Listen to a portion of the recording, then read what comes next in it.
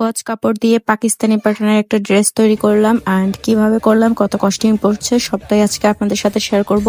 Hello everyone, আসসালামু আলাইকুম, this is Farbin Akter মো। কি অবস্থা সবার, কেমন আছেন? আমার তৈরি করা ড্রেস সবকটাই আপনারা এত বেশি পছন্দ করেছেন, সেজন্য সবাইকে অনেক বেশি ধন্যবাদ। আর এই ড্রেসটার এই গজ কাপড়টা তো আমি জিনুক পেজ থেকে নিয়েছিলাম, আর এটার গজ পড়েছিল তখন 230 টাকা করে। এখানে প্রায় 3 গজের মতো কাপড় আছে। আর এটার সাথে আমি নিয়ে নিয়েছিলাম শাটিন ফেব্রিকটা ফলস প্লাস হচ্ছে প্লাজোর জন্য। তো স্কার্ট প্লাজো করব, সেই জন্য শাটিন ফেব্রিকটাও আমি 3 গজ নিয়েছি। সাথে নিয়ে নিয়েছিলাম সাদা এই লেসগুলোর গজ পড়েছিল একটা 80 টাকা করে, একটা 120 টাকা করে। কোনটা কত সেটা আমি সামনে বলে দিচ্ছি। সিল্ক প্লাস জর্জেট কাপড় যখন আপনি কাটিং করতে যাবেন তখন কিন্তু আপনার আলপিনের প্রয়োজন পড়বেই, কারণ আলপিন দিয়ে সেট আপ করার পরে কিন্তু আর কাপড়টা নড়ে না, আর কাটিংটাও একদম পারফেক্ট হয়। পিন আপ সেট করা শেষ, এবার আমি কাটিং করব। ফার্স্টে কাপড়টাকে একদম সোজা করে কাটিং করে নিচ্ছি, যেন একটু আঁকা বাঁকা না থাকে। এরপর আমি লম্বা মাপটা নেব। আমি লম্বা রেখেছি 38 ইঞ্চি, আপনারা আপনাদের মেজারমেন্ট অনুযায়ী নিতে পারবেন, আর চাইলে আমার এই মাপটাও ফলো করতে পারেন। যেহেতু পাকিস্তানি প্যাটার্নে করব, তো জামাটা একটু শর্ট করব, সেজন্য 38 ইঞ্চি নিয়েছি।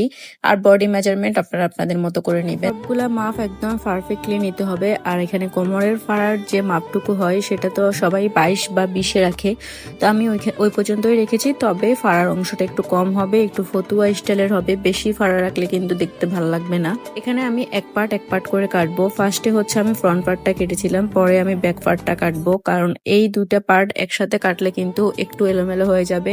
এটা এত বেশি সিল্কি ছিল যে মাপ আমি অনেক সাবধান করে কাটতে হয়েছিল। একটু পরপরই সেট করা লাগছিল, কাপড়টা সামান্য কিছু হলেই নড়ে যাচ্ছিল। আর এই যে আমি মাপ নিয়ে ফার্স্টে হচ্ছে ফ্রন্ট পার্টটা আমার কাটিং করা শেষ। এরপরে আবারও কাপড়টাকে সুন্দর করে মেলে রেখে তারপরে এই ফ্রন্ট পার্টটাকে সুন্দর করে ব্যাক পার্টের উপর রেখে তারপরে ফিন করে নিব। ফিন করা শেষে আমি এটার মাপ অনুযায়ী, মানে ফার্স্ট যে পার্টটা কেটেছিলাম ওই পার্টের মাপ অনুযায়ী সেকেন্ড পার্টটা আমি কাটিং করে নেব। আমার কথা যদি বুঝতে একটু আপনাদের অসুবিধা হয় তাহলে ভিডিও দেখে বুঝে নেওয়ার চেষ্টা করবেন। আশা করি যারা সেলাই কাজ জানেন তারা কিন্তু আমার কথাগুলো বুঝতে পাচ্ছেন, এবং দেখেও বোঝা যাচ্ছে যে আমি কিভাবে কাটিংটা করছি। তো আমার কামিজের পার্ট কাটিং করা শেষ, এবার আমি হাতাটা কাটিং করব। আর কাটিংটা যদি সুন্দর হয় তাহলে আপনার সেলাইটা অবশ্যই সুন্দর হবে। তাই চেষ্টা করবেন সব সময় কাটিংটা একদম পারফেক্ট করার জন্য, তাহলে দেখবেন যে আপনার সেলাইয়ের পর কামিজটা আরো অনেক বেশি সুন্দর লাগছে। এই যে আমার 2 পার্ট কাটিং করা শেষ, এবার আমি হাতাটা কাটিং করব। হাতা নিয়ে আমি অনেক চিন্তা ভাবনা করেছি।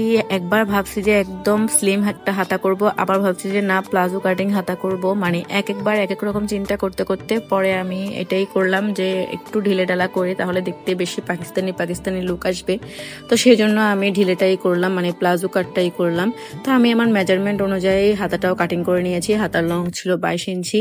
তো আপনারা আপনাদের অনুযায়ী হচ্ছে কাটিং করে নিতে পারবেন। এই যে আমার হাতা কাটিং শেষ। জামা প্লাস হাতা দুইটা কাটিং করার পর আমার এতটুকুর মতো কাপড় বেঁচেছে, তো আমি এই কাপড়টা দিয়ে ওড়না বানিয়ে নিব। আর আমার এক্সট্রা করে কোনো ওড়না কিনতে হবে না। এবার আমি চলে এসেছি শাটিন ফেব্রিক নিয়ে। শাটিন ফেব্রিকটা আরো ভেজালে আরো ঝামেলা, তো সেজন্য অনেকগুলা ফিন দিয়ে ফিন আপ করে নিয়েছি। এবার আমি এটাকে স্কার্ট কাট প্লাজো বানাবো।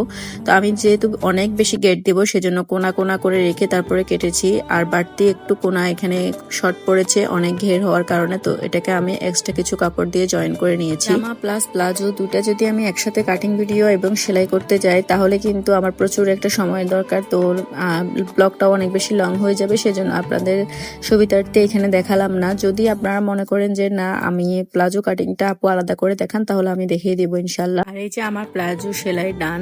এত সুন্দর একটা গের আসছে আর সুন্দর একটা ভলিউম এসেছে, আমার কাছে এত বেশি ভালো লেগেছে। স্কার্ট প্লাজো আমি ফার্স্ট টাইম নিজে বানিয়েছিলাম, তো অনেক চেষ্টা করার পরে অনেক কষ্টের ফল এগুলা। এন্ড তোমরা যারা সেলাই কাজ করো তারা তো জানোই সেলাই কাজ কত বেশি কষ্টের। এখানে আমি কামিজটা এবার সেলাই করছি। কামিজ আমি ফলসের সাথে ফ্রন্ট পার্টটা অ্যাটাচ করে নিচ্ছি, আর গলাটা আমি স্কোয়ার রেখেছি। গলাতে এবং কামিজের নিচের যে প্যাটার্নটা হয় সেটাতে আমি লেস ইউজ করেছি, হাতাতেও সেম ভাবে সাদা লেসটাই ইউজ করেছি। তো এখানে আমি এই সাদা লেসটা নিয়েছিলাম 80 টাকা করে, আর নিচে যে লেসটা ইউজ করেছি ডিএডিও ওইটা আমি নিয়েছি 120 টাকা করে। এটা সুপার মার্কেট থেকে নেওয়া। আমার কামিজ সেলাই মোটামুটি সবাই পারো, সেজন্য আর সেলাই ভিডিওটা দেখালাম না। এন্ড এই যে আমার জামা তৈরি, আর এখানে ওড়নাটা আমি তৈরি করেছি সম্পূর্ণ বেঁচে যাওয়া কাপড় দিয়ে, টুকরা টুকরা ছিল সেজন্য যেন জোড়াটা না বোঝা যায় সেখানেও আমি লেস ইউজ করেছি।